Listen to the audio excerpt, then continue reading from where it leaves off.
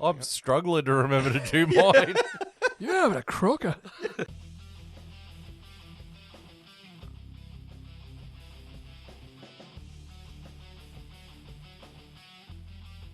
Hello out there in internet land. This is the F1 Chat, episode 9 of the 2023 season. I'm your host, Phil Lamington. Sitting to my left is a man who he's had massive disappointment today, and that is JB. JB, how are you? I've had a day of mixed emotions, yes. We'll get into that. Yep. Yes, we will. We will get into that. Yes, we will. I'm good. I'm here. And sitting to my left, to my right, because I'm fucking this episode up, but it doesn't matter, we're going to keep going. To my right is Longhorn. He's a happy man because he's had a cup of tea and a couple of bickies. He's a very happy man. That's probably what's screwing me up, is I had a cup of tea and a whole bunch of bickies. But how are you, Longhorn? I'm great, except I've had too many biscuits, so I'm a big fuckhead.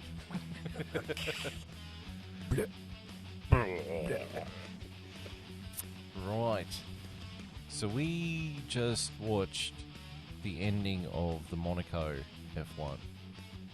And we tried watching it last night.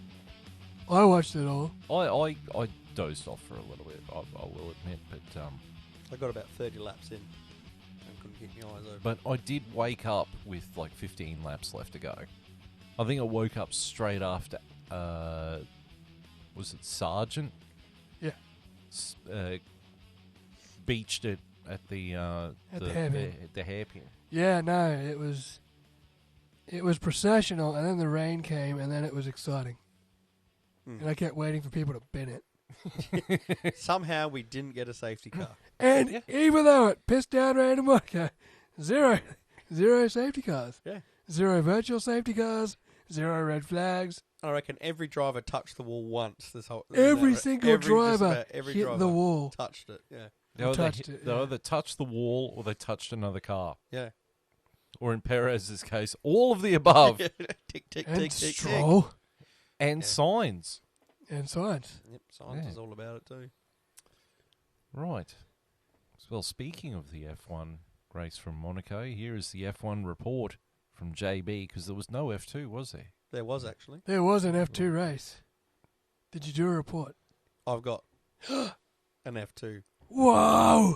results. Yes. Oh, Send it to that man. get in there, Lewis. Breaking news. I remember to do my job. I'm struggling to remember to do mine. You're having a crocker. You've had too many biscuits. You are the Lance Stroll of this podcast tonight. Oi. I'm at least the Ferrari strategy department, all right?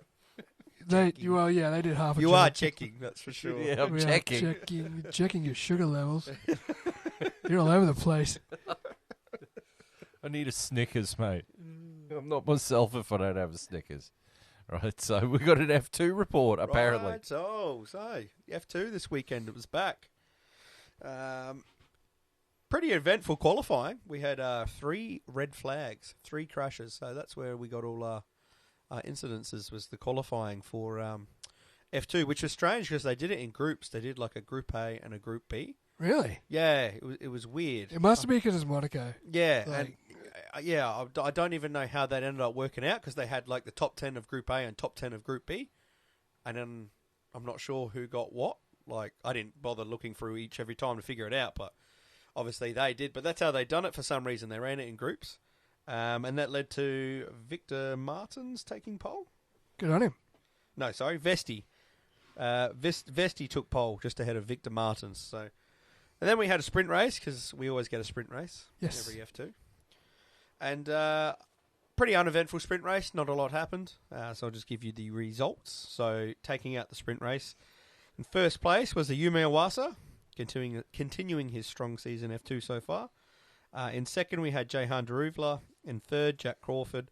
Fourth, Richard Verschoor. Fifth, Zane Maloney. Sixth, Aussie Jack Doohan.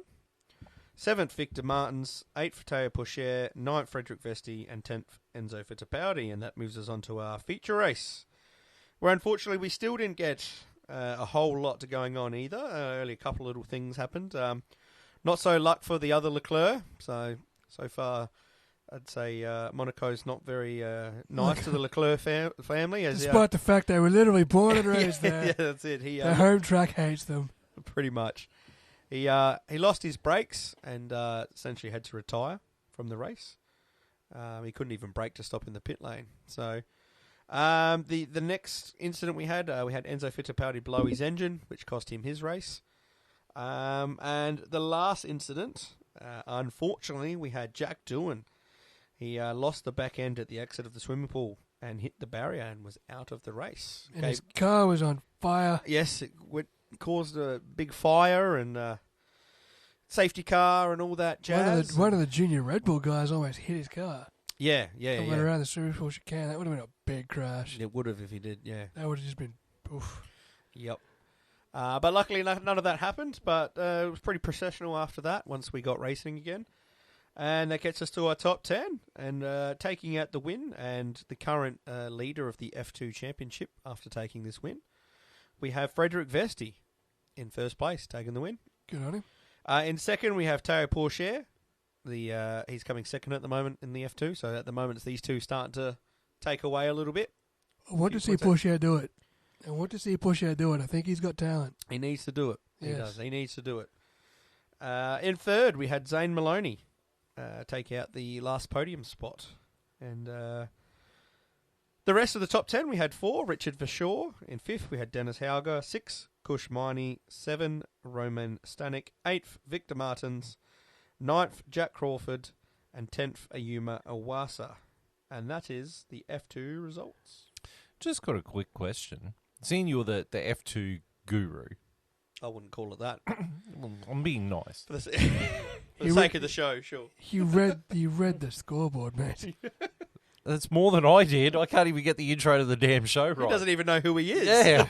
He doesn't know where he is. He hit his head.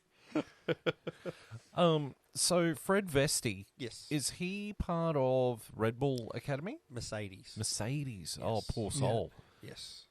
And Théo Pourchaire is part of the Sauber Academy. Correct. Yep. Yeah. Yeah. Right. There's Okay. not really a driver at the moment in the Red Bull group coming through that's really showing anything, which is, why it's interesting in the top teams. Who's going to come through to that? If they were to get rid of De Vries, who knows who they put there? I mean, they've got Liam Lawson, but he hasn't really put done his... anything. But he hasn't put his hand up, really, Because, if they sacrifice Nick De Vries, they reckon that Liam Lawson is going to be like, he's the front runner to get it. Because they're not going to put Danny Rick in there. Yeah. And I guess he'd Why beat next not? one up. Yeah, I don't know. Because Helmut Marko is an idiot. Helmut Marko has said... Danny Rick's not getting in the Red Bull seat this year, unless someone gets sick or hurt. Yeah. Why not just put if you really want to get rid of Nick De Vries that badly, Danny Ricciardo can be a placeholder for 6 months. 100%. While you figure out who that next guy Yeah, is. while you figure out who you want to bring up. Gives Danny time in a car. He can put in some good performances, hopefully. It's a Red Bull system. It doesn't just mean he's at Red Bull. Yeah. He can go down to AlphaTauri. Well, can we come back to Nick De Vries a little bit later? Yes. Of course. Okay, so we've finished the F2 review. Yes. Now we pass the ball backwards because you can't do a forward pass in NRL. We pass the ball backwards over to JB. JB, take it away with the F1 report. You can do forward passes as long as you get away with it. Or if you're in New South Wales. And you only need to do one of them in a preliminary final. All right. Lap 1. Max Verstappen starts on pole position alongside Fernando Alonso. Max holds off Fernando. Lance Stroll hits the wall near the hairpin and then hits Alex Albon, but both continue. Nico Hülkenberg hits Logan Sargent hard as well and is handed a 5-second tyre penalty. Sergio Perez pits for hard tyres until the end as Zhou Guanyu and Nico Hülkenberg pit as well. Lap 3, George Russell is noted for an incorrect starting procedure, possibly too far forward in his grid box, but no further action was eventually warranted. Lap 11, Carlos Sainz tries an indecisive move that all but ruins his race, hitting the back of Esteban Ocon into the chicane and breaking his front wing, although Carlos is able to continue. Lap 14, Fernando Alonso asks his team to check for a puncture on his front tyre as he loses a second to Max Verstappen, but all seems okay. Lap 18, Logan Sargent loses places to Kevin Magnussen, Lance Stroll and Sergio Perez in one lap.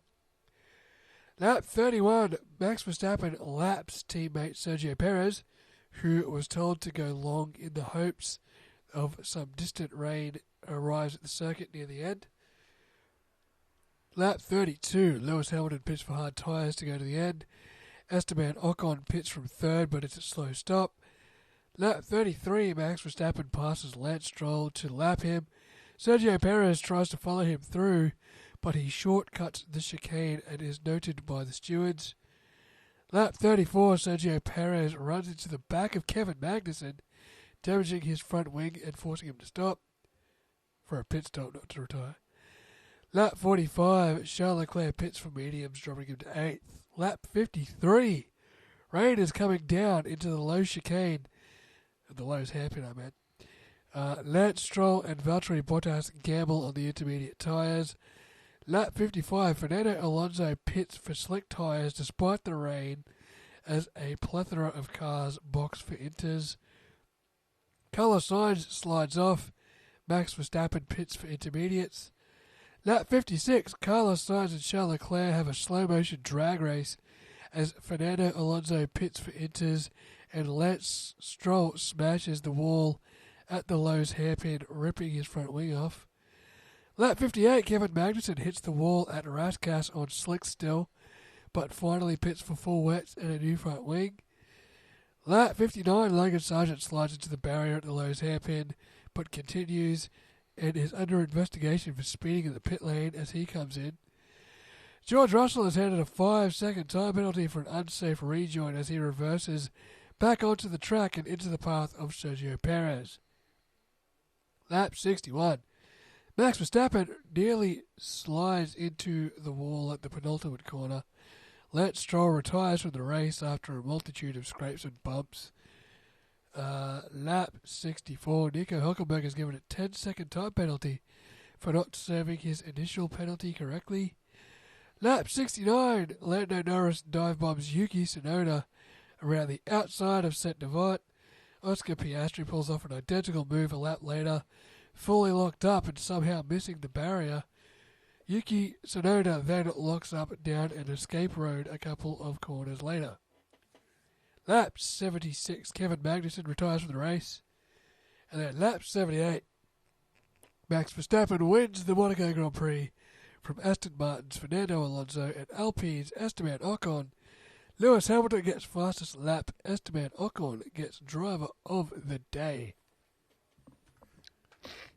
And in fourth place was Lewis Hamilton in Mercedes. Fifth place was George Russell in the Mercedes. Sixth was Charles Leclerc in the Ferrari. Seventh was Pierre Gasly in the Alpine. Eighth was Carlos Sainz in the Ferrari. Ninth was Lando Norris in the McLaren. And 10th was Oscar Piastri in the other McLaren. Yeah, So good day. Good day for the boys in Papaya. I joked on their actual post on Facebook when they unveiled the Triple Crown livery that they ran this weekend. I'm like, oh, good. We're celebrating the Triple Crown by driving around in 16th and 17th. And lo and behold, they proved me wrong. 9th and 10th. Very good. Well, I highlighted some key drivers. See if you agree with my key drivers. Now, I haven't put Max Verstappen, like he drove really well, particularly in the conditions. His qualifying lap was His last awesome. sector in qualifying was the best I've seen ever. It was crazy. I did. Key driver was Fernando Alonso. Yeah, He really has got his career second wind. He has. I was completely wrong about him. He's driving like a world champion that he is, and it doesn't look like age is affecting him one bit. Well, I tend to sit there and think, if you put I don't want to say a younger driver, because you've got a younger driver in the same car, which is Lance Stroll. But if you put a Lando Norris in that car, I reckon he would be really taking the fight to Max Verstappen. Not saying that Alonso isn't, But You're just saying that they would have another car on the fight, that's for sure. yeah, The problem at the moment is they've got Alonso fighting alone at the top. So they've never got another car up there to ever, If Lando was in that car, he'd probably be, would have been a chance one of them would have taken pole because I reckon they both would be putting in stonker laps. I mean, just before Verstappen took that pole, Alonso put in a stonker lap. Yeah, he did. He really did. And had it. Verstappen was 2 tenths down. 2 tenths down on Alonso's time coming into the final sector. Yeah. The swimming pool chicane and the rascal in the last corner. but That's all he had. Yeah. And the front straight, and he made up 2 tenths.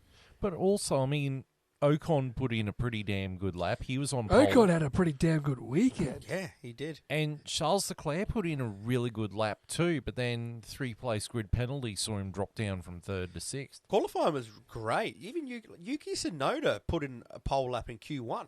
Yeah. I think he only got knocked down by Verstappen towards the end. Yeah. There was a few drivers that were just putting in these stonker laps, and it was great because, as we all know, with Monaco, usually qualifying the race. I mean, not this time. We ended up with actually a really decent race, thanks to some rain. Yeah.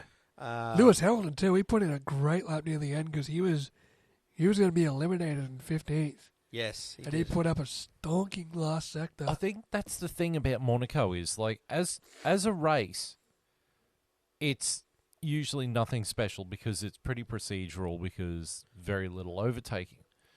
But the thing about Monaco is it negates a lot of what makes sort of Red Bull the best team on the grid. Yes. It almost evens the playing field. It comes down to the driver. It comes down to qualifying. Over one lap. So that's why you see these guys put in their best lap, and all of a sudden they're on pole. Yeah. And I mean, at the end of the day, Verstappen took it, but like if you look at all the pole setters over the last lot, and even the winners, it's all different drivers. Yeah. So it shows you it's a track that's not dominated by a car. It's dominated by the driver of the day. The McLaren's a draggy dog box, but it seemed to work in Monaco, and it definitely seemed to work in the rain. And then you've got Perez, who he's in the same car as Max, and he was at the back. He just had He dog made box one of the mistake. weekend, though. He made one mistake. And he paid for it for the whole weekend. And that's what's great about Monaco in some degree, is that what was not on a driver on any other track would probably be able to pull that back.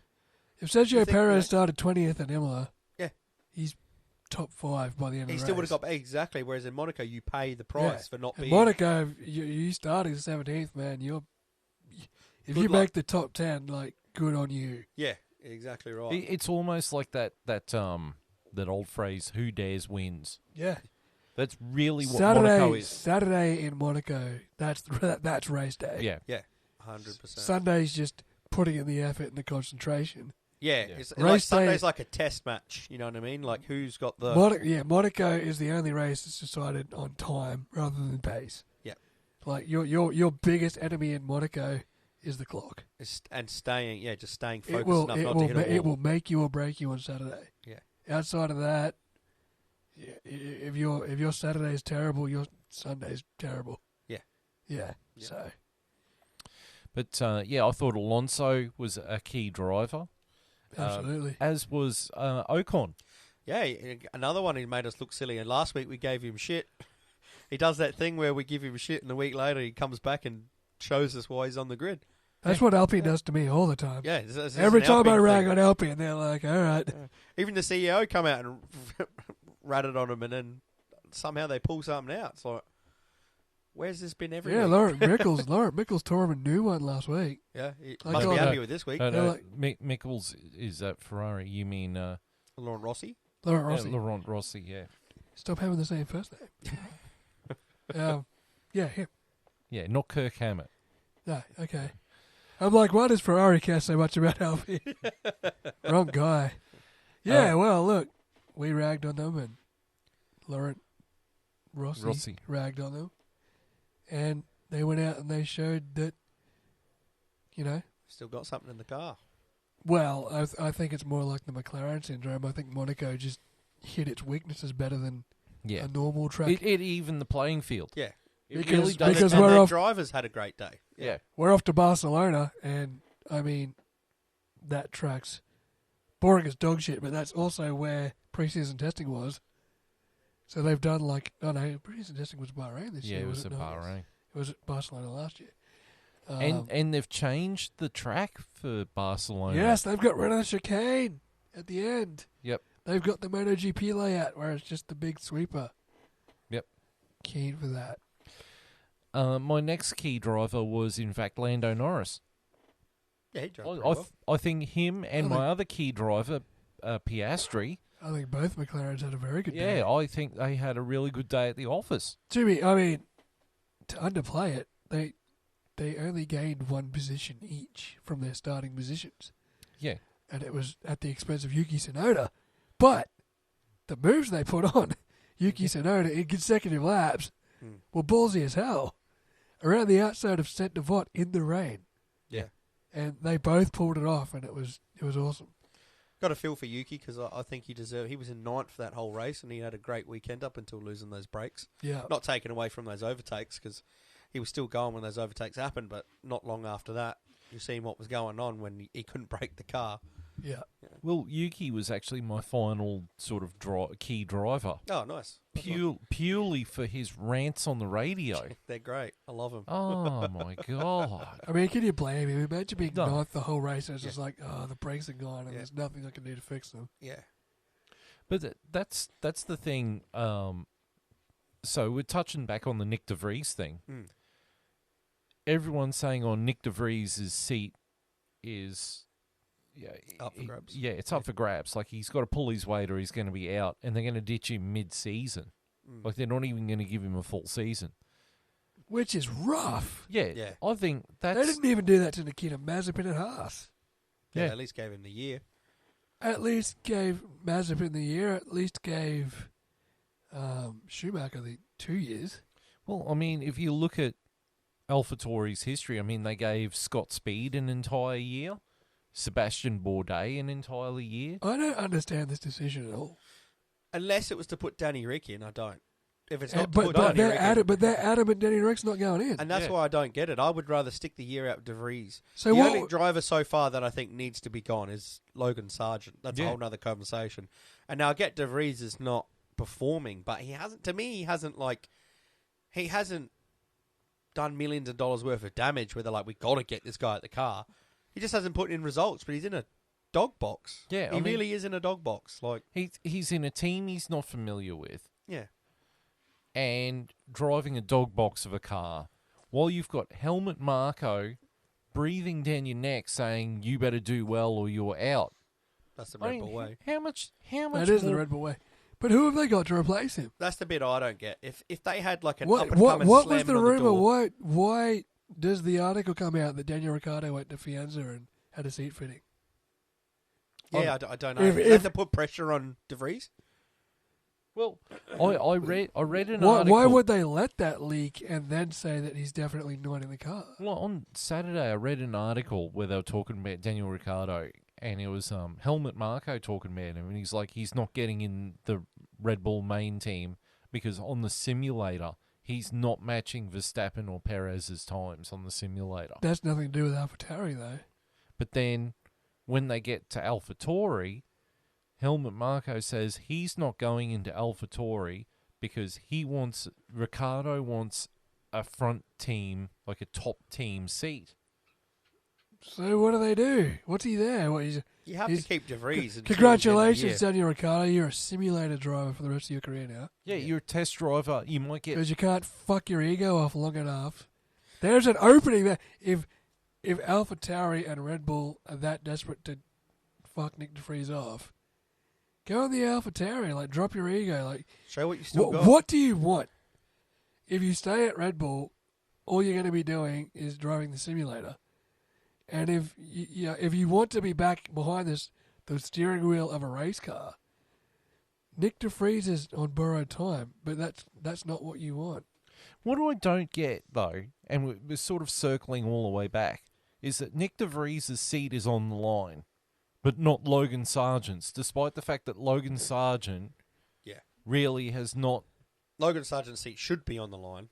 Yeah. He hasn't been good at all. He's not ready. But Nick but de they'll Vries... give him the year. They'll give him the year, and he'll go at the end of the year because he hasn't been good. But I don't. Yeah, I think it's just the Red Bull way. They just put this pressure on their drivers But unnecessarily. as the question I would ask as Nick DeVries, who have you got to replace me? I don't have Because anyone. That's the part I don't get. you've openly said it's not Daniel Ricciardo. I then mean, who is that's it? why they signed DeVries, is that they had no one. Like, Yeah. they're a B team Yeah. that's meant to bring up and coming development I think drivers. it's bullshit. I think and it's they have no bullshit. one. I think Helmut Marko said that, and then Daniel Ricciardo turned around and said, "No, I'm not going to AlphaTauri." And now I reckon the rumor will start dying now. Yeah, you reckon it was one of those things where they put the rumour out expecting Daniel to do it? He went to Faenza and he had the seat fitting, and then he's probably turned around and said, "No, I don't want to get AlphaTauri." So Helmut Marko's going to have to back off this rumor because there is no one there that is taking Nick DeVries' seat openly. Yeah, but Helmut Marko is not going to back down because then it's going to prove that he's wrong. He doesn't want to admit that he's wrong. He doesn't want to be proven wrong. He's going to be proven wrong because there's no one else there. That's why They are not promoting Liam Lawson. No. Yeah, That's why they got DeVries. Otherwise, Liam Lawson would be in that seat. There's no one there. Nick DeVries shouldn't even be stressing. Well, then it Call also... Helmut's bluff. It'd be like, okay, who are you replacing me with? Because Daniel Ricciardo apparently went to Faenza to have a seat fitting, and now you're openly saying it's not Daniel Ricciardo. No one else has sat in the car besides me than Daniel Ricciardo. He didn't drive it, but he was in it. If that's not the guy that's replacing me, then who is it? Yeah.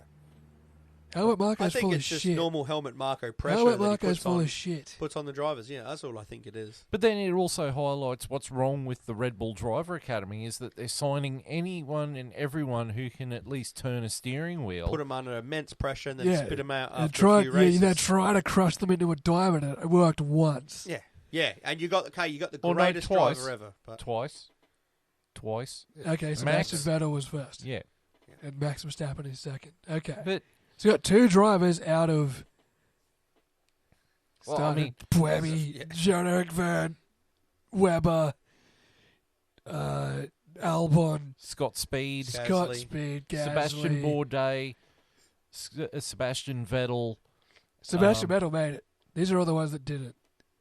Who was Heidfeld? Heidfeld wasn't there, was No, he wasn't there. Albon. Did Baumgartner drive for them? he? No. No. You've got Yuki Tsunoda, Nick DeVries, Yeah. All these Kvyat? guys you threw in Kvyat? Kvyat. All these guys you threw in the fucking pressure Gasly? cooker. Yeah, we said Gasly. um, All these guys you threw in the fucking pressure cooker. Albon. Yeah, I said Albon too. Did you? You were not listening to me. Adam. No, I was sitting there thinking about who else is driven for the team. While you were thinking, I was saying Brendan Hartley. Brendan Hartley. Yep. All these guys you threw in the pressure Probably cooker. 2 out of, say, what, and 15 you got drivers? two. You got two to work. Yeah. One's a 4-time world champion, and one's going to be a 4-time world champion. Yeah. Sorry to you, Lewis fanboy, but one's 5, maybe 6. As many as he wants to As sound many good as for, many it's as fair. he wants to retire in 2028. He's going to be 31 years old, and he's going to go and do whatever the hell he wants. That's what he said he'll do. He said And as soon he's as it's probably on. going to win the majority of the championships between now and then. Yeah, 100% he will. Unless 2026 regulations absolutely destroy the Red Bull. If that Ford engine isn't, His dog. but it's a Ford engine only, and Yeah, Ford's only it's supplying still the the electronic it's components. still the same engine that they've developed for forever. Yeah. So it's still going to be probably the fastest engine on the grid. So yeah, no, Max Verstappen is going to win as many championships as he wants on the way out the door, as Sebastian Vettel did in his time at Red Bull. Yeah. But outside of that, obviously, it's more failure than success the way they go about it. It is, yeah. Yeah. So many drivers have failed in that second, and even Sergio Perez to an extent, you can say. But I mean, even Helmut Marko sits there and pokes at Sergio Perez and says, "Oh, he's got to be doing better." Well, your teammate's Max Verstappen. Yeah. How can you do better? As long as you come in at second, which is what he's done, he can't do better, and you don't really want him to. Yeah, this race is the outlier. Like, this is the first time he's been off the podium this year. And here's the thing, is that if you want Sergio Perez to challenge Max Verstappen, you're going to have the same situation as Nico Rosberg and Lewis Hamilton. Underhanded tactics. But And Sergio Perez is at least not showing any of that. But here's the difference, is that Toto Wolff didn't nurture that kind of mentality. He was not happy that Rosberg and Hamilton were fighting tooth and nail and taking each other out and all manner of crap. He seemed He happy wasn't enough happy with Sebastian Vettel doing it to Mark Webber, though. Yeah, Christian Horner Yes. is... He's talking about Toto Wolff. Yeah, I was saying Toto Wolff wasn't happy that Hamilton and Rosberg were taking each other out Yeah, because no, obviously he clearly knew that Hamilton was number one and Rosberg was number two. Even though Rosberg defied the odds and went and got his championship and proceeds to tell everyone he beat Lewis Hamilton. And he retires and is sat on that for every year. Every year since he's just like, I beat Hamilton in equal machinery, and I'm never going to drive another race car for as long as I live, so I don't have to go out and prove that I can do it again, because I'm not. Because my final race was 2016 Abu Dhabi. And I won. And I lifted the driver's title. But the flip side of the coin is if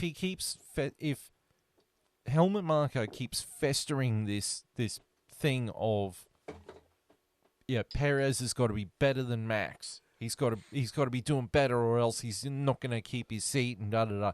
You don't have anyone else to replace him, first of all, because if you're saying in the simulator Danny Rick's not keeping up, he's not a viable replacement. Not only is Danny Rick not a replacement driver for Nick DeVries, he's also openly not a replacement driver for Sergio Perez. Yeah. So you're a liar on two levels. You're full of shit. Call his bluff. Or, more importantly, Red Bull has blown a shit ton of money bringing Daniel Ricciardo back to do nothing.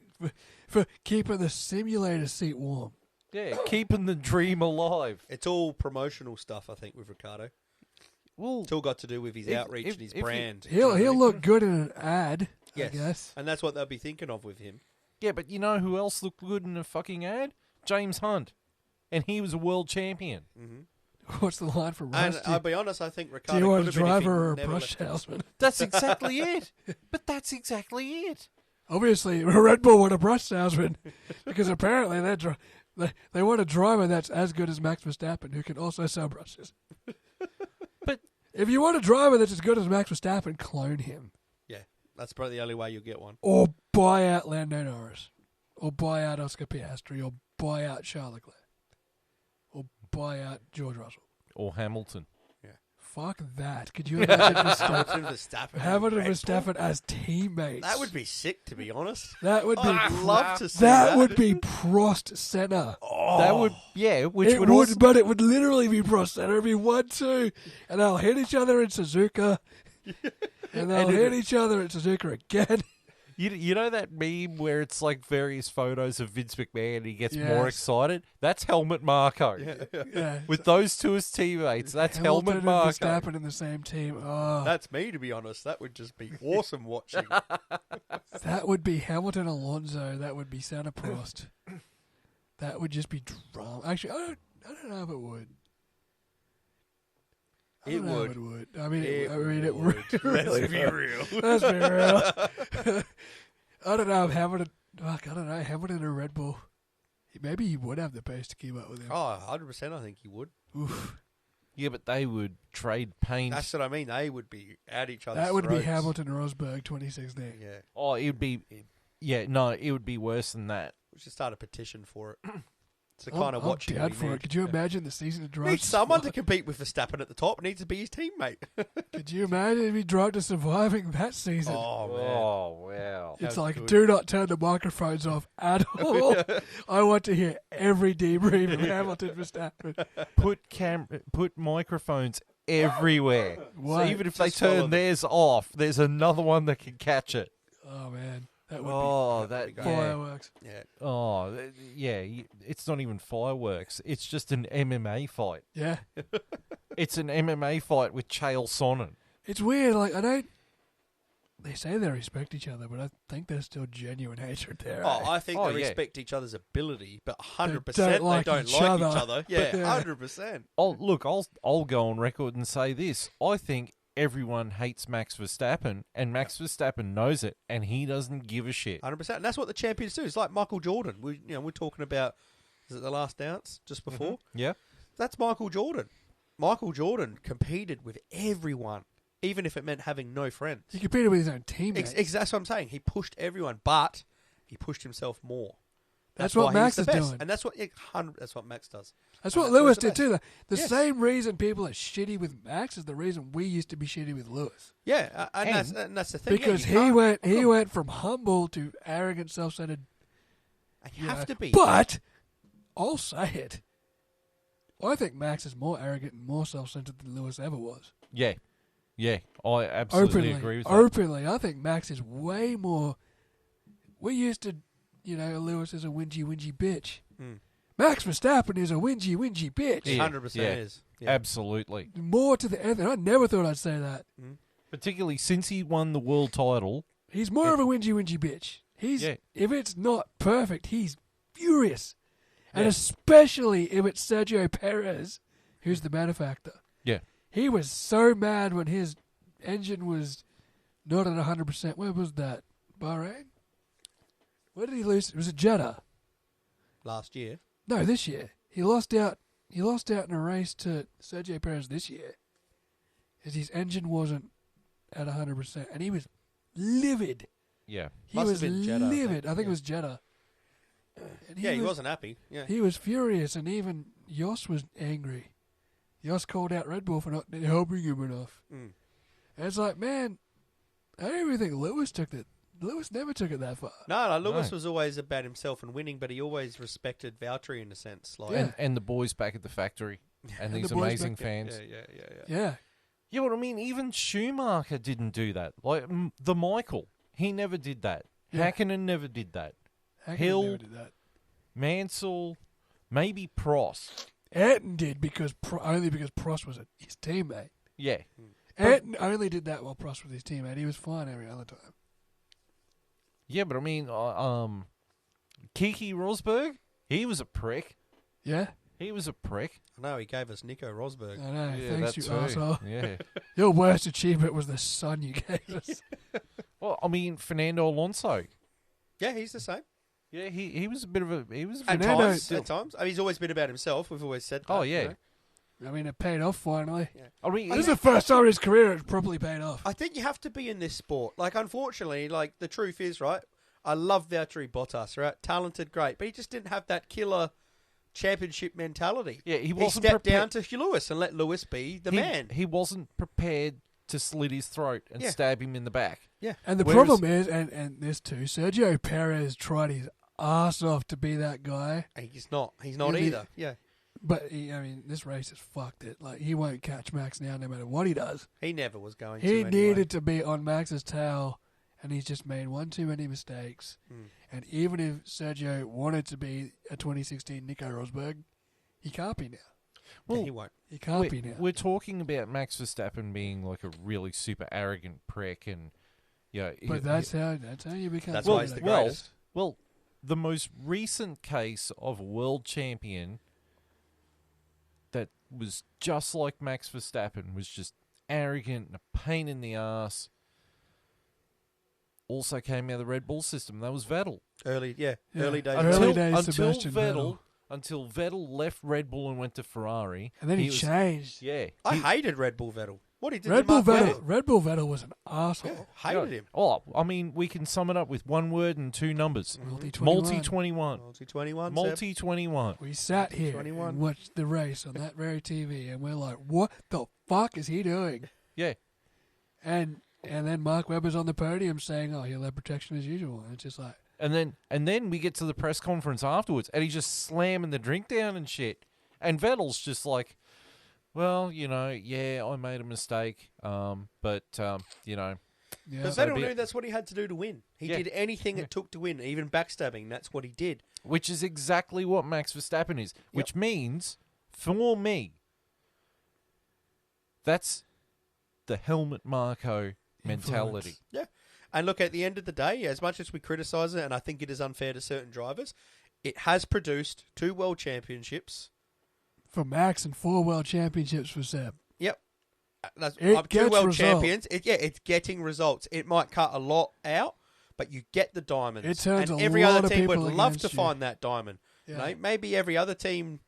I'm not saying their way is the right way for everyone, but maybe it shows it does, I guess, work for them. It might mean they have low points because they might not have the diamond and they keep throwing, names in until they get it. But once they've got it, they're locked in until the regs change. Like, Verstappen ain't going anywhere. No. And they're in the fight as long as they have him until their car's no longer good enough, you know? Yeah, until the regs change. And by then, they'll keep throwing darts at another fella until they find their next diamond. Yeah. So, as much as I don't agree with it solely, it's not the way I would wholly go about it. And it's not worked. like it came overnight either. Let's remember, Max Verstappen's been a Red Bull driver since 2016. Yeah. It took him until 2021 to win the title. And he's been in F1 since 2015. Yeah. It took him 5 years in the top team to win the championship. And let's not forget as well, he's a generational talent in terms of not only did they throw him in and do all that, they pushed him. He himself is just, he come into Formula 1 at 17? He won his first race At in a Red 17 Bull. years old. He couldn't even drink the champagne. Yeah, from he the bottle. couldn't legally drink the champagne. But He's this a guy kid. was winning races in it. Like, who else has done that? He's the youngest ever race winner.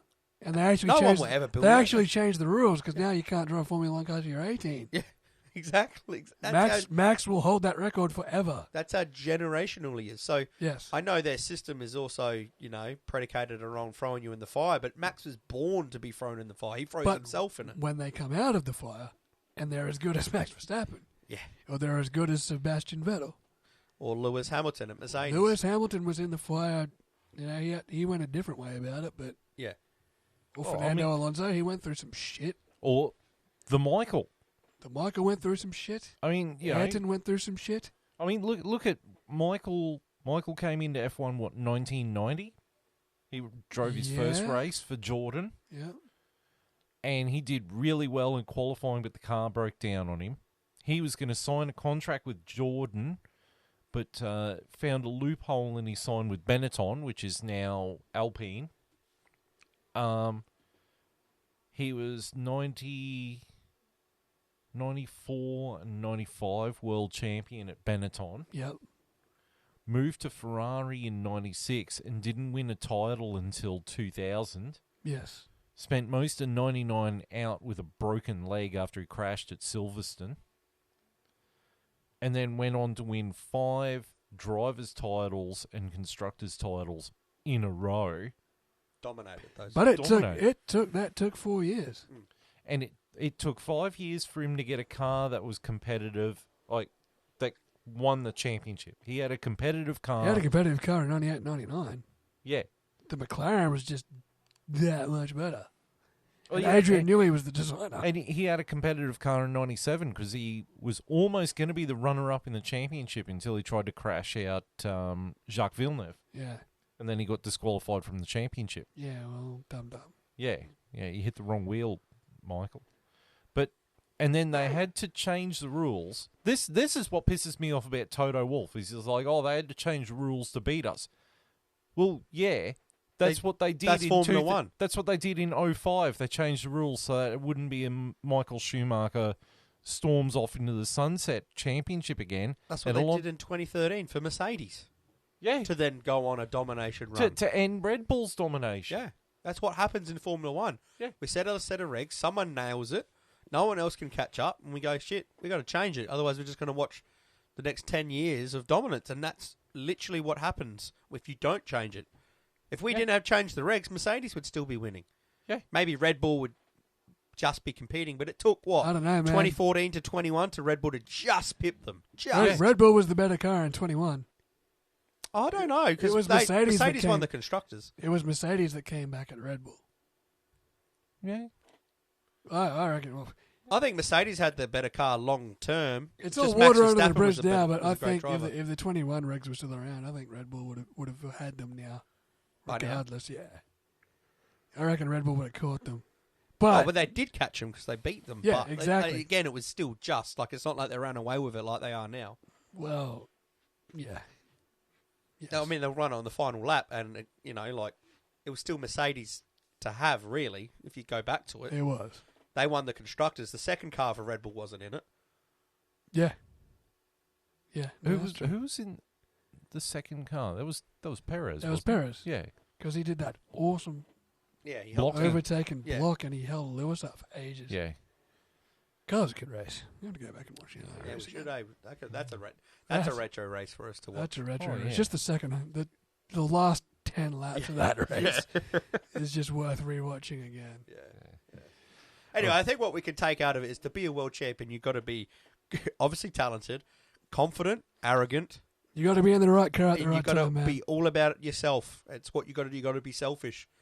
And It's when not all about the car either. Like, I don't think you can go through the list of world champions and say that was all the car. Or hang on, because you get those Lewis Hamilton fanboys who sit there and say the only reason why Max Verstappen is world champion is because of the car. Yeah, but they're And just categorically deny that Lewis Hamilton's like 6 world championships. Exactly, and that's the same thought to thing. have. If you think Max is only winning because of his car, then you have to think Lewis only won because of his car. Exactly. At the You end of the can't day, have that they've got the bias. best cars, but it's a combination of both. They're also the most talented guys. You've seen that we talked about it before, the sector Verstappen put in, that last sector, Monaco, to get qualifying. Yeah.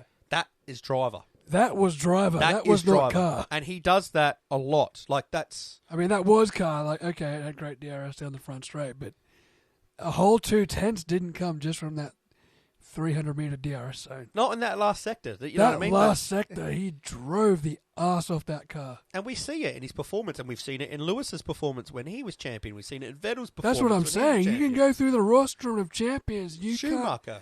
You can't tell me there's a champion there that was purely the car. Yeah, I mean, it plays a huge factor.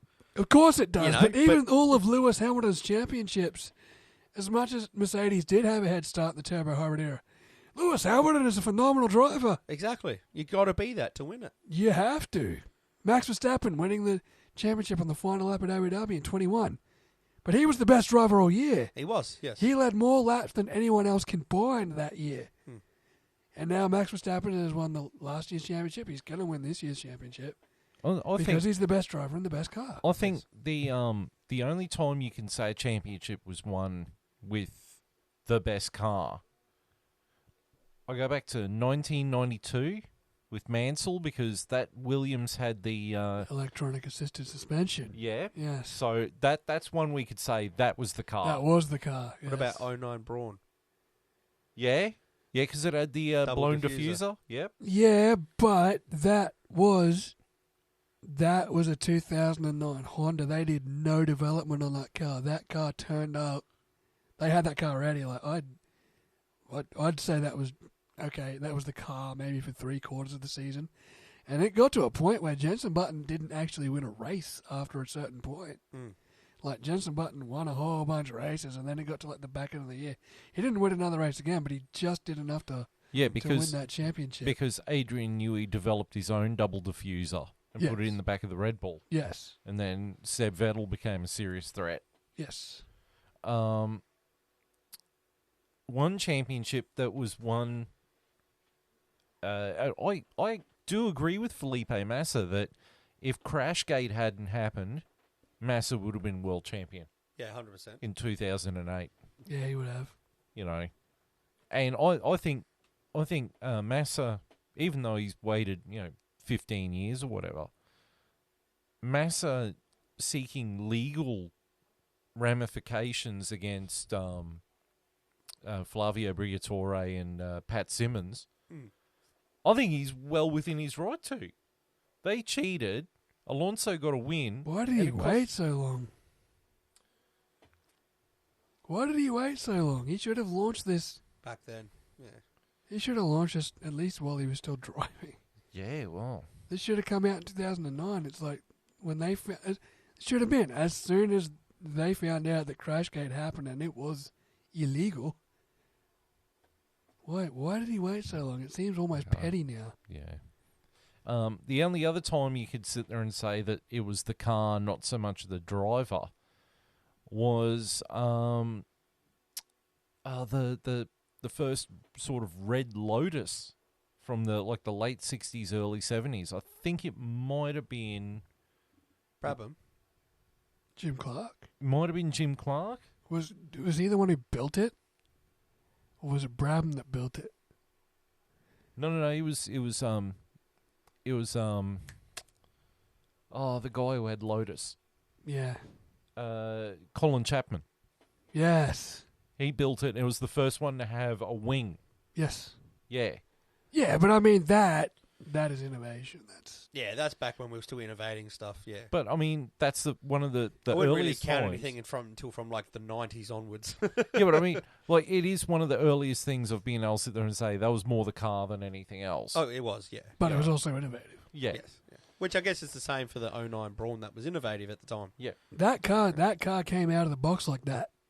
Yeah. Which is so sad to think that was going to be a Works Honda. Works Honda would have won the championship. Yeah. I think I would have been more happy if it was a Works Well, Toyota. If you look at '08, Honda's reliability with their motor was a serious issue. They didn't win a single race all year because their engine kept letting go. Yeah. So I think it would have been a rocket, but if they didn't get an engine reliability happening, it would have been all for nothing. I wonder how they combated that in 2009. They got a Mercedes engine. Oh, yeah, right. Yeah, right. No, that does make sense. Here's a good trivia question. How much did Ross Brawn pay to buy that team from Honda? Was it £1 or £1 million? £1. Yeah. I heard that story. Bought a team for £1. Crazy, isn't it? Bought the team for £1 and then won the championship with it. And I think by Hungary, the team had gone broke. Yeah, but they'd won the championship by then. Yeah. Well, effectively. Yeah, but they had to get money. I think Toto Wolff had lent them money to keep going or something. That's how he bought into the That's team. how he bought them That's how he got it into to Mercedes. Yeah. Yeah. Right. So we've done a massive waffle on there. Now it's time to get to the news. To the news. So the first news item, and I haven't put a photo up yet. It should be up around about now. So last week we were talking about the rumours that Lewis Hamilton was going to Ferrari for $75 million Australian. Massive. Him, Fred Vasseur, have both come out and said, no, he's not. Lewis Hamilton has said that his management team are actually about ready to sign a new contract with Mercedes. Yeah, right. Fair enough. I'm not against that. And- Good for him and good for loyalty. Yeah. And Fred Vasseur's like, we've got two drivers. And he said it in a gentle way, but his way of saying it was, Lewis Hamilton's getting a little bit older. Mm-hmm. We've got two younger drivers that we need to build and nurture. Did he say anything about Carlos Sainz, though? Not directly. Leclerc and Sainz were the two drivers he was talking about. Yeah, I know, but is Carlos Sainz under pressure or not? No. I think they're both under. If anyone's under, They're pressure, both I under think the they both pressure are. of. Yeah. They're both under the pressure of driving a Ferrari. Exactly. Yeah. So it's the usual Ferrari thing. I guarantee this is probably leaked from the board or something. You know what I mean? To put pressure on their drivers. But So are where they- does this come from? But are they under pressure? Maybe it was a rumor to like get Carlos stoked. Maybe it's to get them to feel like, hey, if this doesn't work out, we might need to look at something fresh. I think Fred Vasseur's on the right path of saying we haven't given him a good enough car. And it's Which not is their strange fault. for Ferrari. It has been a step backwards this year. You know what I mean? this car. Look at the car, how I think it's got push rod suspension up the front and pull rod suspension at the rear. Which is what McLaren did last year. Yeah, and it's against every other car on the grid. And it didn't work. And then you also look at their aerodynamic, how they've got that sort of Coke bottle shape with their bodywork. And every other team has gone more the Red Bull route. Yeah. So I think their design philosophy, last year it was innovative. This year everyone's gone the other direction and they're the better. ones. It's amicable that they're trying to do it their way, but it's not so amicable when it doesn't work. Yeah. But I think Ferrari, I think I said this last week, Ferrari have pretty much said, look, we've got fourth in the constructors. Mm-hmm. Let's work on the car, get the car better, particularly next year's car. Let's get that car good Yeah. by using this year as just a year of testing and being as competitive as we can. And this year, let's work on getting our strategy calls right. Well, Yeah, he's let's leaving. Next year, Pull get out. the car right. Let's pull out my first strategy book and go from there. Dummy's Guide to Strategy. Yeah. Yeah, that's it. Lesson 1, Chapter A. Let's go. Let's go. We are checking. We are checking, yes. So, yeah, Lewis Hamilton is not going to Ferrari. Fair enough. I would have liked to have seen it, but I also don't mind. I him think staying for Mercedes. legacy's sake, yes. Mm. But if it wasn't at the expense of Carlos Sainz Yeah. or Charles Leclerc, because I think they're just both very good young drivers. Yeah. If there was a driver there that was like, if it was Charles Leclerc and, I don't know, Antonio Giovinazzi was the other Ferrari driver, I'd say kick Giovinazzi. then you could out. see it. Then you could see Hamilton going there, but neither of those drivers have really warranted being dropped. If There's that- not a clear bad driver in that team. Carlos struggles more than Charles, but he's not bad. Charles crashes more though. Yeah, I think Sainz is more consistent, but Charles Leclerc, It's faster. he's faster. And also more prone to fucking mistakes, though. That's Yeah, what I mean. that's They're what I mean. like they're two different drivers. You know, Sainz is. They level out. Yeah, Leclerc's exactly. faster, but he'll wind up in the wall at some point, and Carlos is slower, but he's consistent. Yeah.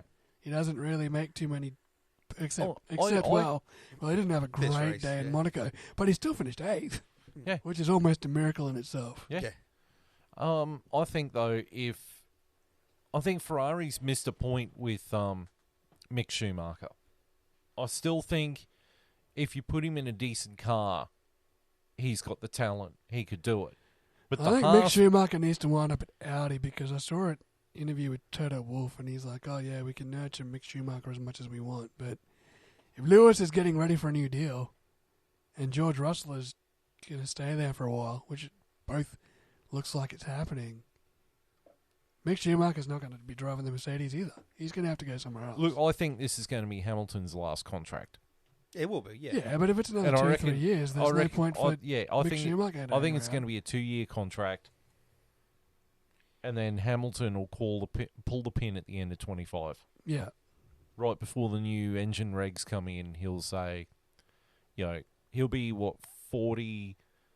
44 by then? That's an ironic number to retire on, Yeah, well. considering that's his race number. Yeah. Did you just discover something?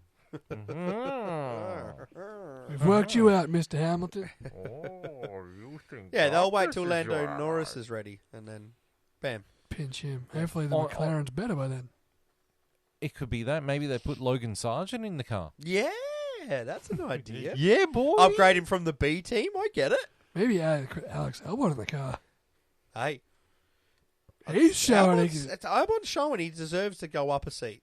got talent.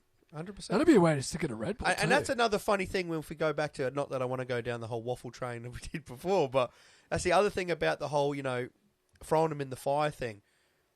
They've thrown them in the fire and spat out a couple of drivers that are still good drivers and are on the grid right now. I mean, Gasly, still a decent driver, Yes. won a race, and Albon. Albon's driving. Like, sometimes you do need to give some guys time rather than just throwing them in the fire and spitting them out when they don't work.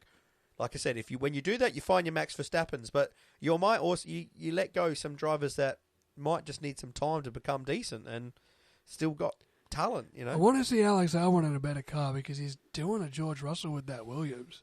100%. Yeah, George Russell was just like constantly up there, Doing what he needed to do. near or nearabouts in the top 10, despite the car being the worst on the grid. That's what Alex is doing, and it's just like, man, give him a better set of wheels, because I think the kid can drive. 100% he can. He wasn't ready for the Red Bull, but I think he might be ready for... And let's be fair, even in his Red Bull tenure, there was a couple of results that I think if that went his way, he might have got a couple more races to get Remember those 2 races where Lewis Hamilton punted him off? Took and he him was out. like Yeah. 4th or 5th? He was on podium places. Yeah. Yeah. Like, Alex Albon got his 2 best results were probably both ruined by Lewis Hamilton taking They him. were. They were. So if they had gone his way, maybe he might have got a few more races under his belt and gone on with it. We don't know, because, I mean, he's certainly gone on He's with it still with Williams. showing it. He's definitely still showing he's got talent. 100%. 100%. All right, then the next news item, which was announced on Thursday, I think it was, is that from 2026, Aston Martin are running Honda power units. Good for them. They are the ones who broke free. Yes. Now, I'm I would have liked Williams to have taken the chance, but They should have, but they're the Mercedes B team. yeah, now. because clearly the higher-ups at Dorilton Capital have no fucking imagination. They've got Yeah. nothing. They've got nothing. I'm It's sitting weird here, that Aston Martin are going to go to a Honda power unit now, despite the fact that they're beating Mercedes with a Mercedes power unit. But I guess that just ensures that they stay where they are. Yeah, but it's worse though because Aston Martin currently use the same suspension, gearbox, power unit, and as many off-the-shelf parts as they can get from Mercedes. So Mercedes is being beaten by an imitation Mercedes. Yes. Yes. Mercedes is being beaten by their Haas. Yes, Mercedes is being beaten by their AlphaTauri. Yeah. That's not good. The AlphaTauri. I wonder why the Mercedes AlphaTauri's Mercedes don't really seem to be making a big deal about that though, when they should be. I don't think they want to bring it to too many people's They're attention. just like it's like they want people to think that It's like, yeah, that's just well- Aston Martin. we'll let people think that it's Aston Martin, but we'll conveniently not tell them that it's actually our B team that's It's essentially kicking our Mercedes, ass. yeah. And not only that, but like on the car, it's got Aramco, who make petrol and oil and that. But because they're using Mercedes power units, they're using Petronas petrol and oil and that, which is recommended by Mercedes to use their stuff. But Aramco has already started to work with Honda on providing oil and petrol and that. They're not even taking Mobil with them, which is Red Bull's fuel and oil provider. That's awesome. So, yeah, they're going to Honda power units. Good on them. Good for them. I can see myself starting to glide toward an They are Aston gonna Martin be the follower gr- if Williams keep they are going gonna down be the path they are. the green Red Bull before they know it. But the only things that I'm worried about is that Red Bull bought the IP of the engine off Honda when the end of 21. I'd be worried if I was Aston Martin about how long Honda are going to stay in F1 again, because they seem to be in it for a bit and then out and then in and then out. If they've committed to Aston Martin, then they've got to be in it for at least 5 years, right?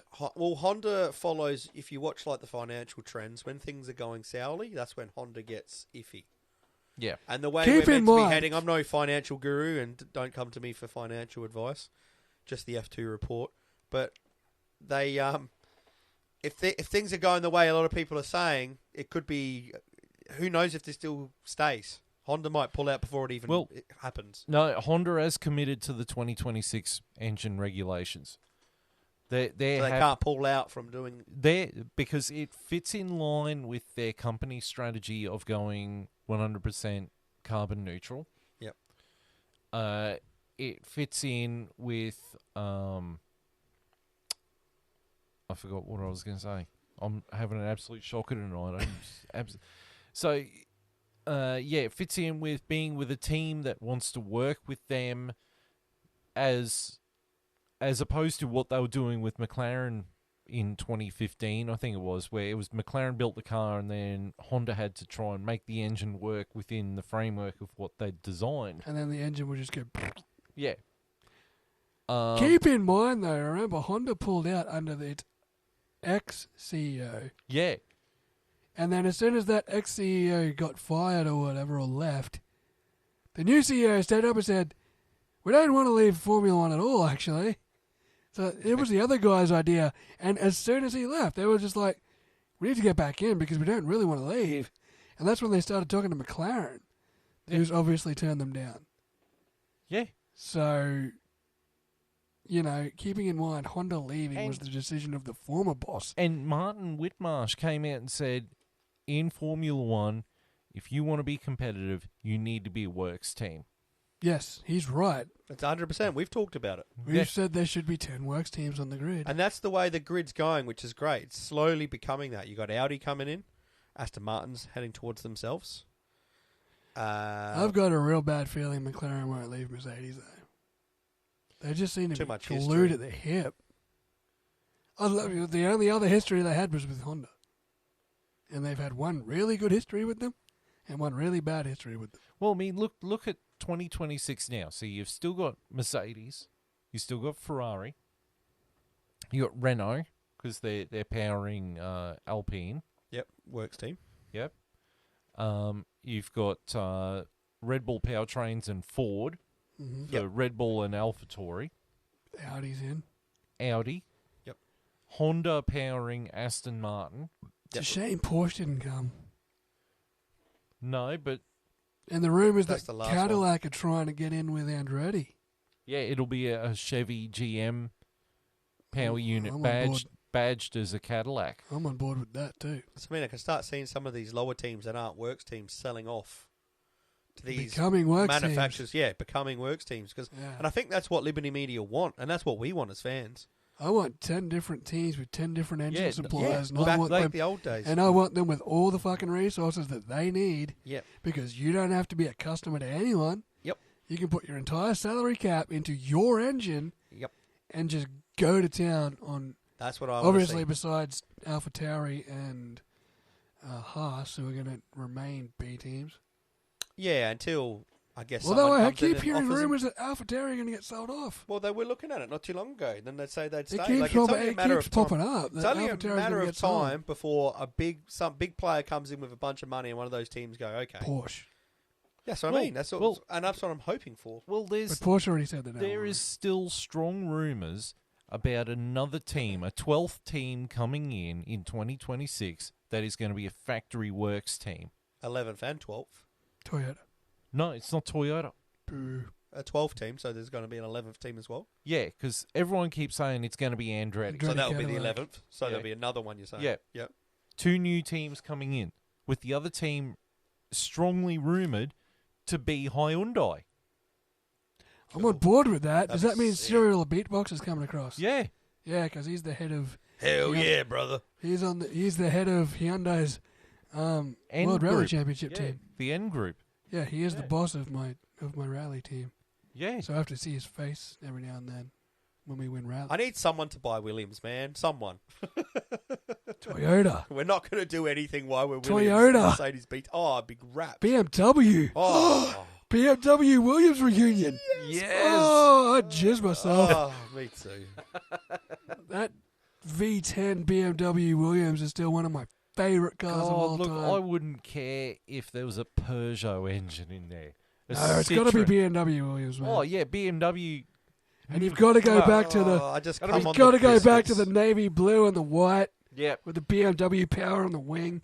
Yep. Phil, I'm Oh, sorry. please. You know what I Yes. mean? Look, I'll say this. Like, I'm Ferrari till the day I die. But the sound of that BMW at Monza, Montoya driving it. chef's Oh. kiss. Chef's kiss. Still holds the record for the fastest speed. The fastest lap time, I think it is, at Monza. Yeah. That car still owns it, I think.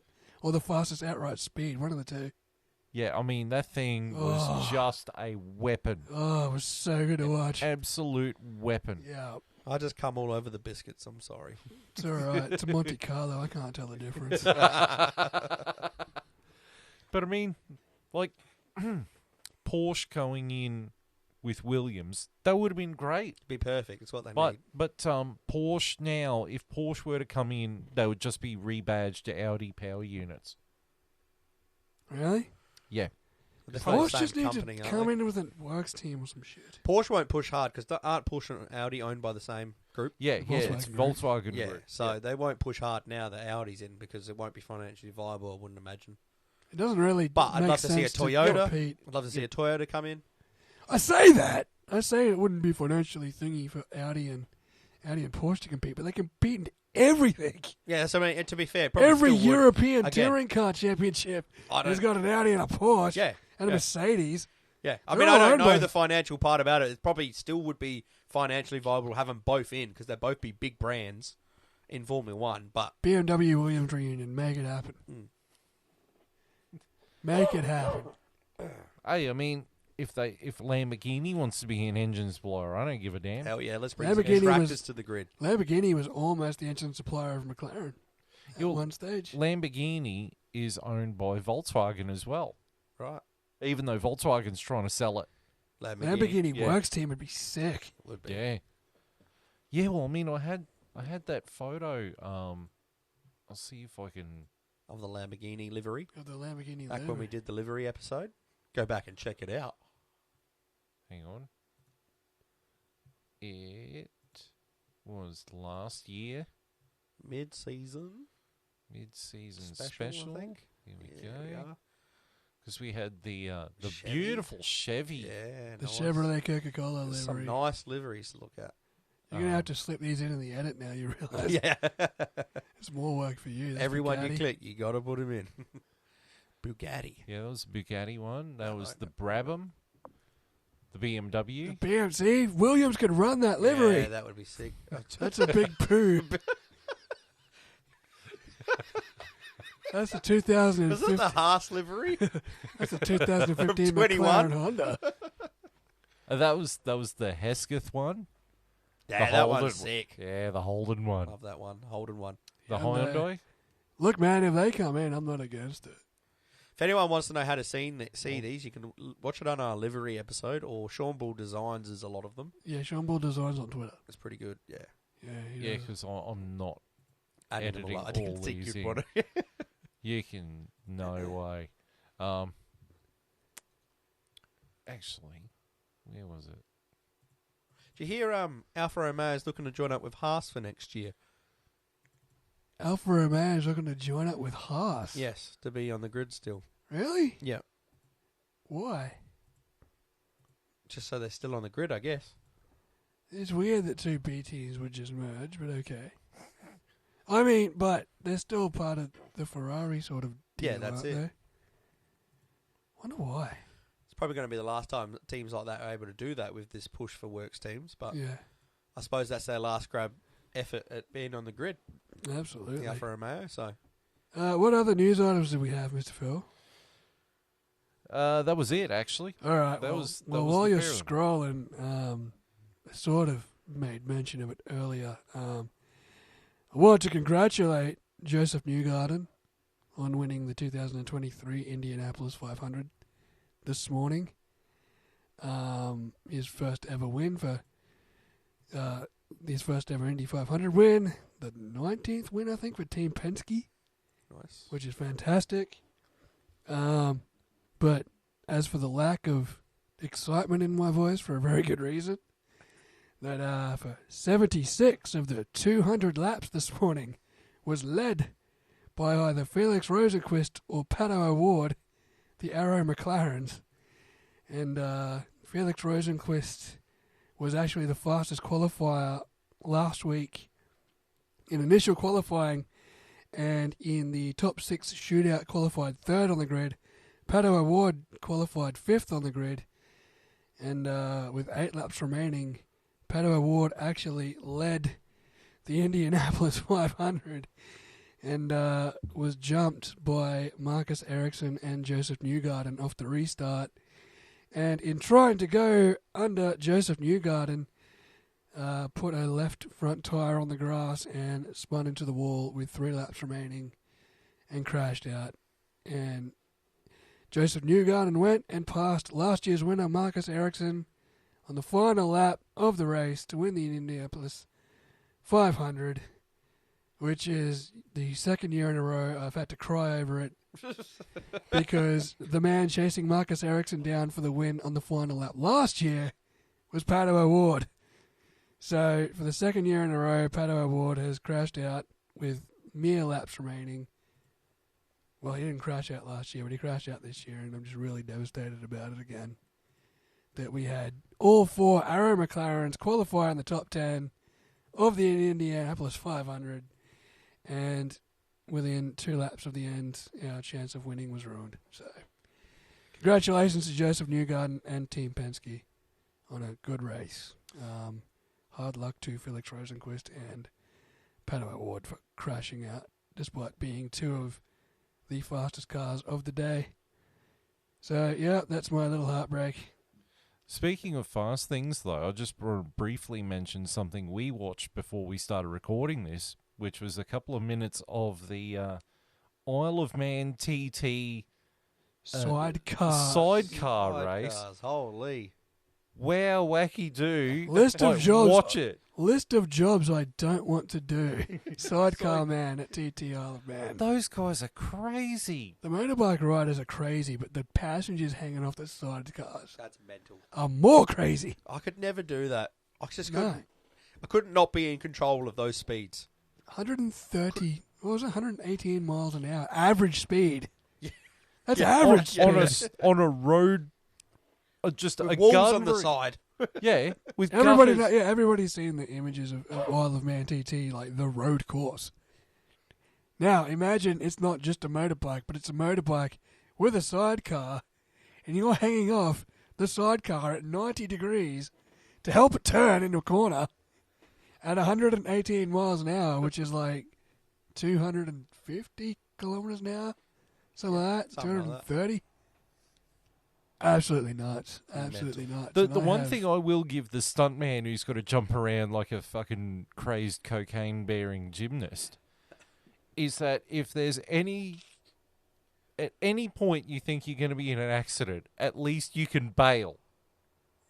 Would you I want to don't- bail? I with don't 100? know. You can abandon ship. Would you want That's to bail? a with very 200? 50-50 call, because at least if you hold on, you've got the carbon fibre sort of side pod to at least take the initial impact before you're launched over the top of it, and you or have launched into the carbon fibre that's supposed to be protecting you. look.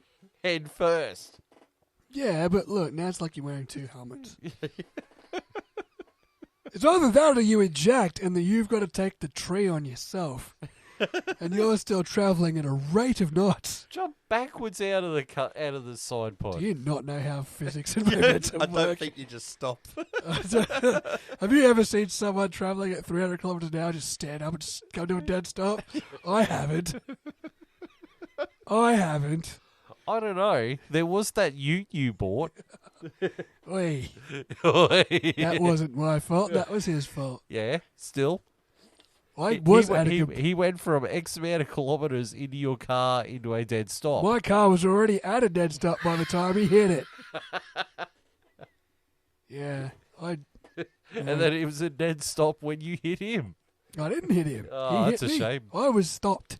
No, when you're after the crash. I didn't hit him. I Oh, should have hit him. Oh, take all the fun away. I was stationary on the side of the road, and I just watched him slide and slide and slide. into See, if my that was me driver's door. after he'd done that and got out and said, "Oh, sorry, dude," he would have been stationary. He was going to be And I don't stationary. mean stationary as in not moving. I mean stationary as in you could use him as a pencil. Yeah, well, Okay. he was Right. enough of a bell end anyway. Right, speaking of bell ends, it's time for the 2023 driver standings. Coming in first is Max Verstappen with 144 points. Second is Sergio Perez with 105 points. Third place is Fernando Alonso on 93 points. Fourth is Lewis Hamilton on 69 points. Giggity. Fifth is... Jesus Christ. Fifth... Jesus Christ is not in the championship. Jesus Christ is on 50 points. Santa Claus is on 48. The Tooth Fairy is in seventh with 42. Coming in at 8th. We've got Spider-Man. No, that's not Spider-Man. That's Eyebrow Man. It's a bird. It's a plane. It's Lance Stroll. It's the Incredible Shrinking Man. His driving talent shrinks. It did with every lap of this race. Oh my god, he just got. What do You I know do? what? We raved about his wet driving ability when he put it on pole. Where was it today? And as today, he's just like, oh, I forgot how to drive in the wet, obviously. It was quite funny. I was listening to another podcast, an Australian podcast, Lakeside Drive. Go listen to it. It's a good Australian Formula One podcast. And the guy on there was saying he put... So it's competition, you're promoting them. Well done, Longhorn. The fucking enemy. No, friends. We're all friends. Oh, They don't know it, but they're friends. Yeah, no, they Friends of the pod. That's what you're Friends saying. of yeah, the pod. yeah, they could fucking promote us on their podcast. yeah. Payback is fair, Yeah, boys. the payment is fair, friends. He was saying that he's not much of a betting man, but he decided to chuck $100 on Lance Stroll to win because he heard there might be some rain, and he heard that Lance Stroll was pretty handy in the wet because he put it on pole. So he's not a hardcore F1 No, fan. he knows his shit. He's just not good with betting. I'd have $100 on Lance Stroll to hit every moving target, and you know what? I would have had enough to have bought one of those yachts in the harbour. That would have been my Ferrari F40 on my yacht, with the amount of money I would have won on that bet. Actually, no, I wouldn't. It wouldn't have been paying much. It would have been like $200 because it would have been like 2-1. You would have owed Short the on. bookie. You would have owed the bookie about $20. Yeah. I could have had a look at the F40 before he was escorted off his boat. For trespassing. Trespassing. I could have possibly paid. This is bail. Democracy Manifest. I just want to watch. I just want to stare at your F40. An F40? A succulent F40? What is the charge? Chicken Got your F40. hand off my penis? Yes. I see you know your judo well. Are you prepared to receive my limp penis? To be fair, it would be my semi-erect. Ta-ta! It would be my semi-erect penis after seeing a real-life F40. I'd be like, yeah, that's kind of cool. Yeah, it's an F40, next boat over, the Tiger helicopter, yeah, whatever. What a flex! How did you even get it on That was there? a proper flex, wasn't it? Yeah. Well, He's because obviously it's gonna a have to- ramp. It's a ramp. At It's the- got a gate at the front. Oh right, yeah, cool. Yeah. I'm like, how do you get on there? There's no cranes near it. What the fuck? Well, look at that Maybe they did idiot. it from somewhere I else. mean, They Look drove at it there. what a flex! Look at that idiot in, I think it was Sydney, who bought a McLaren, like a brand new McLaren, but he lives in a high-story flat, and it's an illegal car to drive in Australia.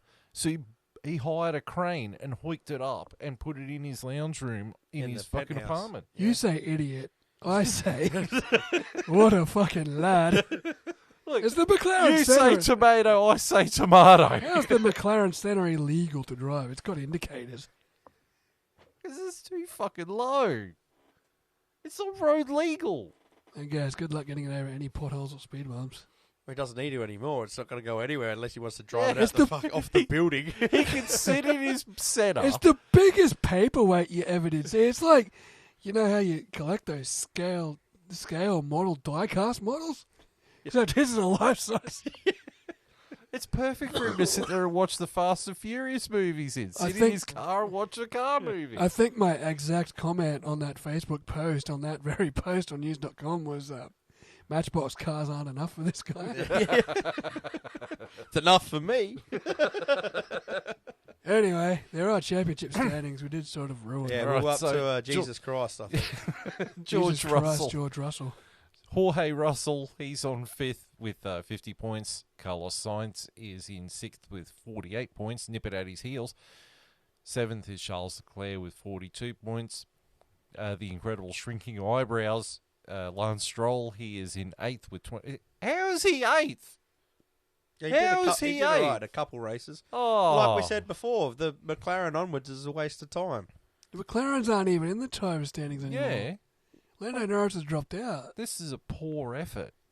It's a You're poor telling effort. me. Yes, I am telling you. More importantly, Carlos Sainz is the lead driver at Ferrari, Yeah. Yeah. and Lewis Hamilton's the lead driver at Mercedes. What?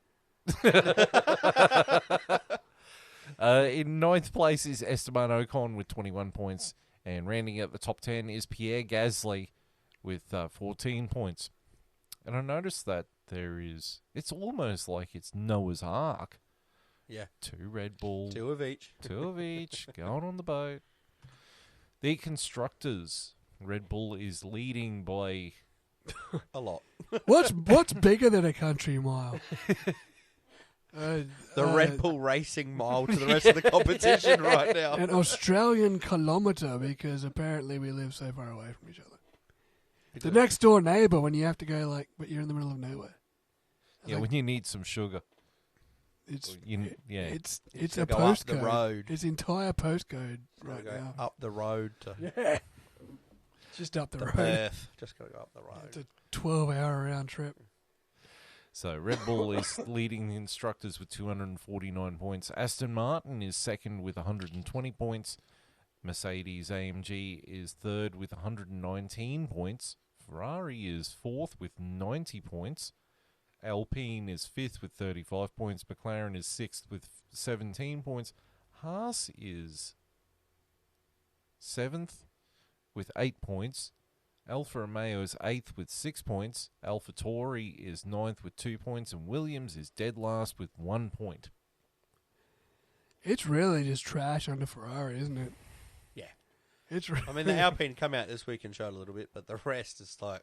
The Alpine did enough to like, cruise past McLaren, or at least extend the gap a lot.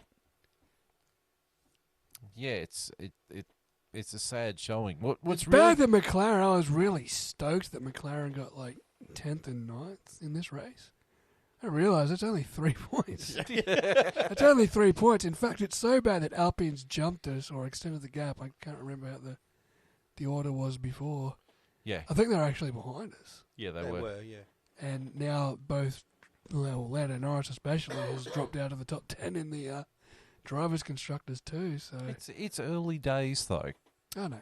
It's early days. I mean, tell that to Aston Martin and Mercedes. It's Well, they early seem days. to think, they said it in the broadcast, that McLaren's bringing an upgrade to Silverstone and it's basically going to be a B-spec car. Nothing on the McLaren at Silverstone is going to be the same from the start of the year. It's going to be a completely new car. Interesting. So, I'd like to see it. fingers crossed we get some performance upgrades. Speaking of performance upgrades, you can catch us on YouTube on the F1 chat, on YouTube Vindicator 18 channel. You can also catch us on our dedicated F1 chat channel called the F1 Chat -1. Don't forget the Don't one. forget the one. Don't forget the -1. Yep. You can catch us on the Facebook, on the Book of Face, with the F1 Chat. You can catch us on the Twitter with the F1 Chat 1. Don't forget the one, because I was up at 1 a.m. posting the race notes, so for your entertainment, while you're all asleep. Yeah.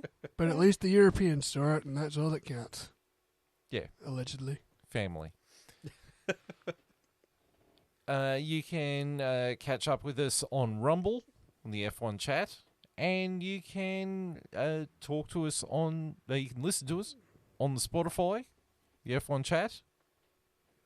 Yeah, you can talk to us on Facebook and Twitter if you want, but none Yeah. of you seem to want to, so that's fine. I tend to avoid Twitter anyway. I just find it's I'm the one that's running the Twitter account, so you got any mean things to say, bring it on. Give it to JB. Yeah, I'm up at 1 o'clock in the morning, Yeah. I'm tired, I'm hungry. Give it to him. I gave you biscuits. You did give me a lot of it. No, not now. I meant this morning. It's like 1 a.m. and I'm posting race notes on Twitter. I'm like, what the fuck am I doing in my life? Go to bed, Johnny. You've got work in the morning. Oh, wait, it is the morning. Oh. Right. So the next race is this weekend. Spain. Spain. Barcelona. Catalunya, but the good layout.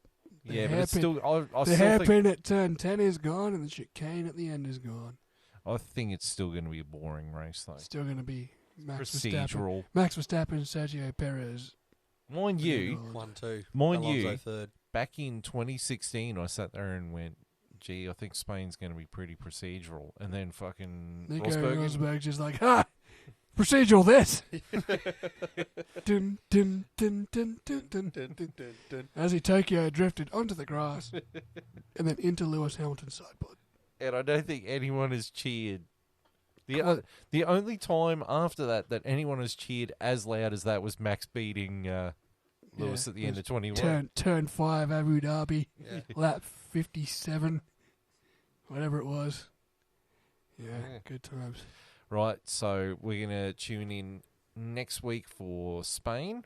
And then you can tune in and listen to us waffle some more. And hopefully I will be a little bit better and be able to actually... Remember who you are. Yes.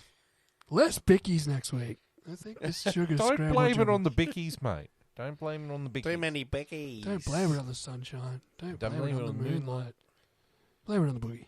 Yeah. And also Blame those it on Monte, the biscuits. those Or- Monte Carlos. Or the Chappelle Corby version, which is don't blame it on the sunshine, don't blame it on the airline, don't blame it on the good times, blame it on the boogie. Bored. Back. Yeah. I got it. All right, I'm Yes. done. All right. We will see you next week. Until then, on behalf of these two idiots, it is goodbye.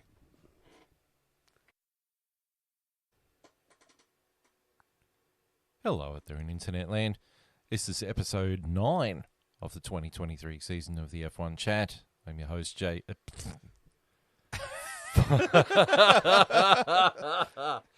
Beep, beep. Rolling and action.